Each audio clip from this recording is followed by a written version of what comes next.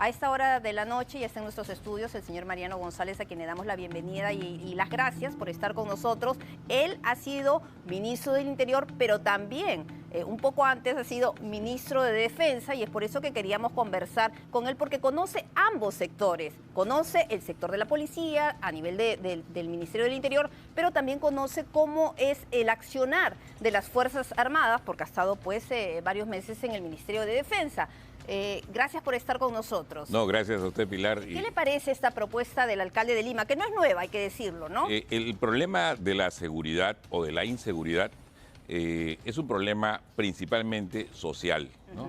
El uso de la fuerza, de cómo se genera una respuesta a partir de los sectores a los que justamente usted se refiere, principalmente el sector interior, tiene que ver con una respuesta en última ratio, es decir, multisectorialmente, y existe inclusive una política pública aprobada en junio del año pasado, en el 22, de una política multisectorial de seguridad ciudadana. Pero no se cumple. Exactamente. Porque estamos hartos de planes, de compromisos, de promesas.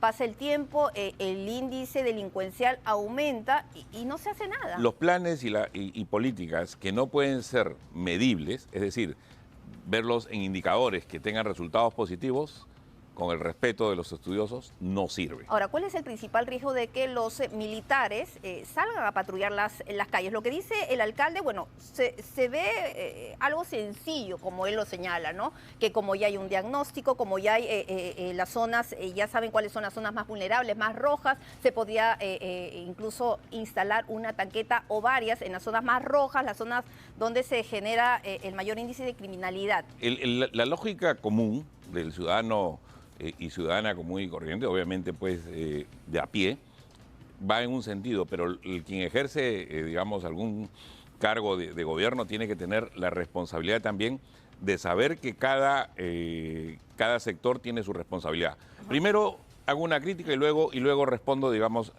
concretamente al caso de la propuesta del alcalde. Durante el gobierno de Pedro Castillo, durante casi un año, se ha tenido estado empujando eso. No, además, se ha tenido estado de emergencia. No, pero se empujaba esta propuesta de que los militares salieran a las calles para ver el tema de la inseguridad ciudadana. Aparentemente teníamos todo un marco legal para que esto suceda. Pero en la práctica no se ha reducido en absoluto, al contrario, ha aumentado el índice de criminalidad.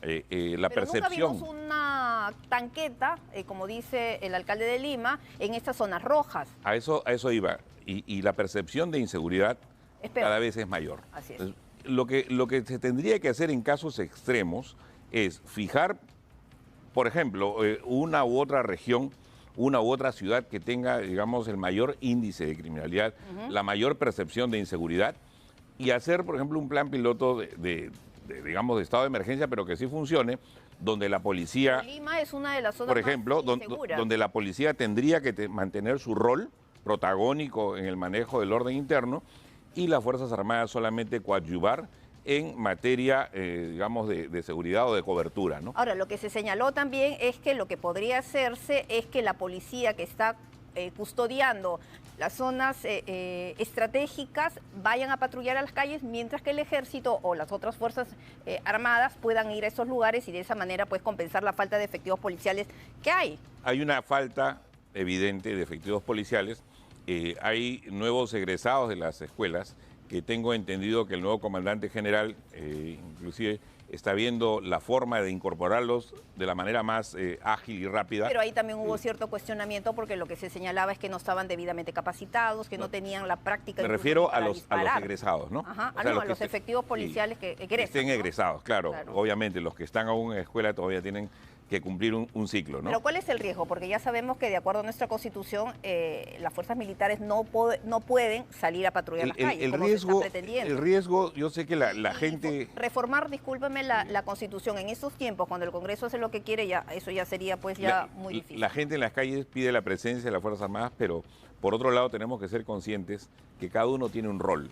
Y el rol que tienen las Fuerzas Armadas es distinto al de la policía. Y más aún, hoy, en plenos desastres naturales, las Fuerzas Armadas están cumpliendo un rol en el norte de nuestro país y en las zonas afectadas también, básicamente coadyuvando el trabajo de defensa civil. Y eso está bien, pero también recordar este papel fatal que tuvieron algunos efectivos en el sur de nuestro país, El problema donde, hay que decirlo, no se supo manejar tremenda multitud que pretendió ingresar a los diferentes aeropuertos o centros críticos y cuántos muertos se generaron. El uso de la fuerza. Cura fue peor que la enfermedad.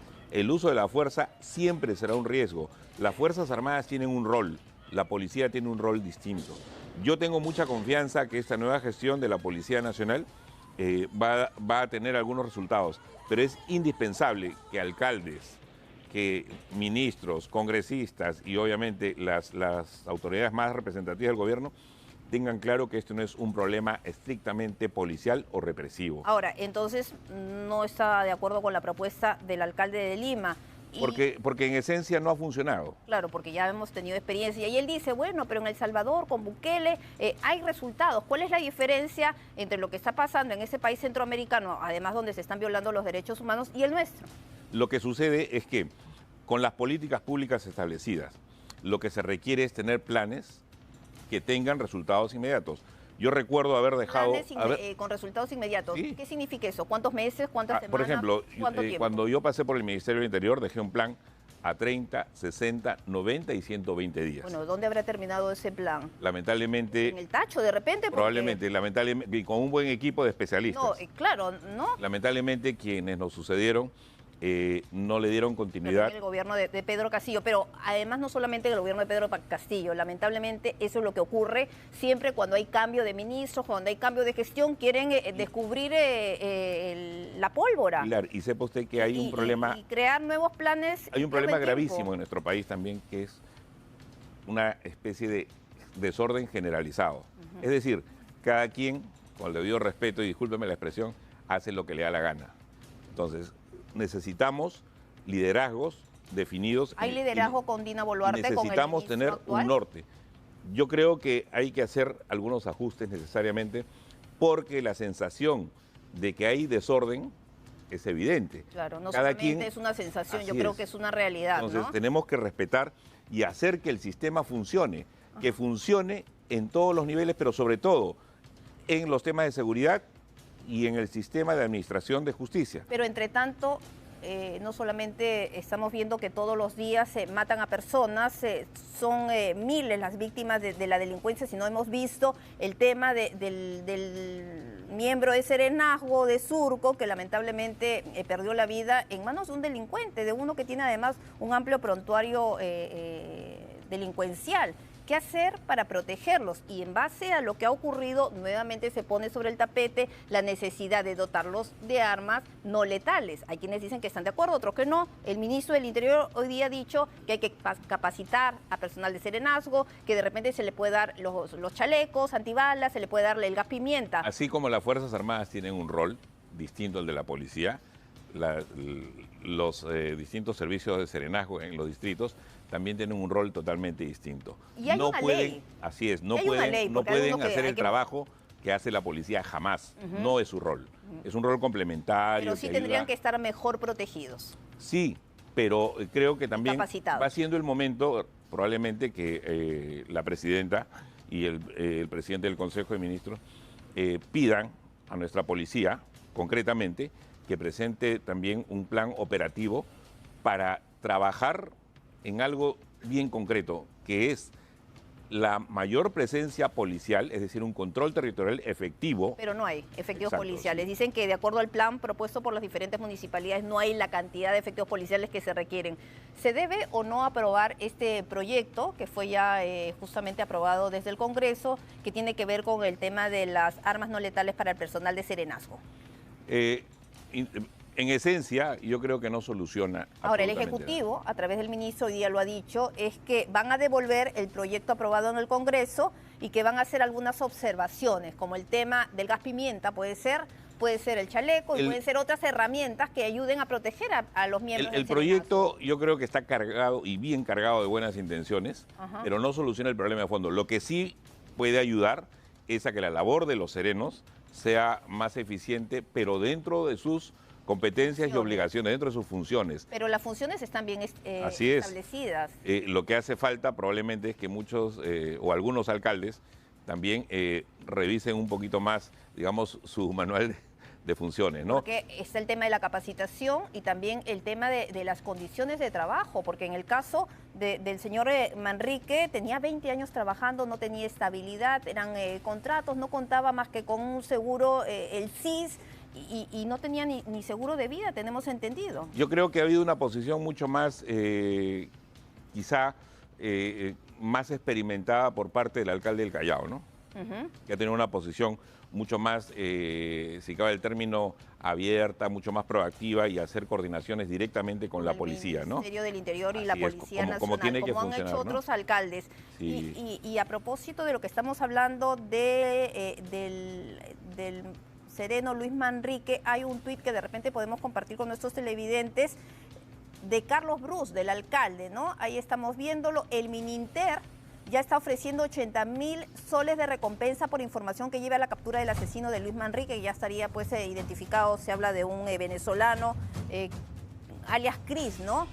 Se le va a sumar 50.000 soles que aprobará el Consejo Municipal de Surco el día de mañana, con lo que la recompensa ahora va a subir 130.000 soles para atrapar a este fascineroso. El programa de los más buscados, Ajá, que es donde probablemente esté arribando esta iniciativa del Ministerio del Interior, es positivo porque va a permitir, digamos, que las que den personas que tengan información.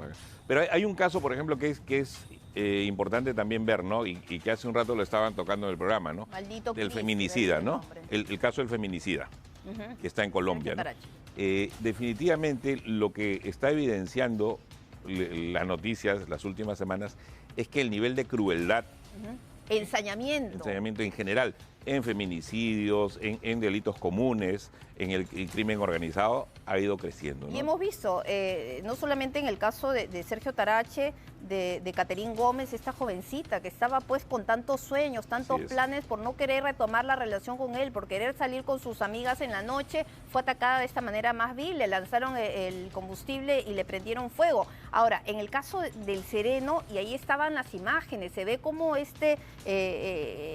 dicen que sería maldito Cris, este venezolano que tiene un amplio historial incluso de haber matado a otro efectivo de la Policía Nacional, lo agarra como si fuera cualquier cosa. Y ahí estamos viendo las imágenes que han dado la vuelta no solamente en nuestro país, sino ha sido materia de divulgación en otros países, ¿no? A través de las agencias de noticias internacional, por la frialdad. Miren ustedes, le dispara, ya sabe él que lo ha herido mortalmente, y lo saca de su moto como si fuera cualquier cosa y luego él huye, cobardemente. Existe el Consejo de Seguridad Ciudadana, el Consejo Nacional, con la presidenta Dina Boluarte. Entonces, a partir de este consejo, necesariamente se tienen que impartir también instrucciones para los consejos regionales. No demora mucho, porque ya el Consejo de Seguridad Nacional creo que ha sido casi hace un mes.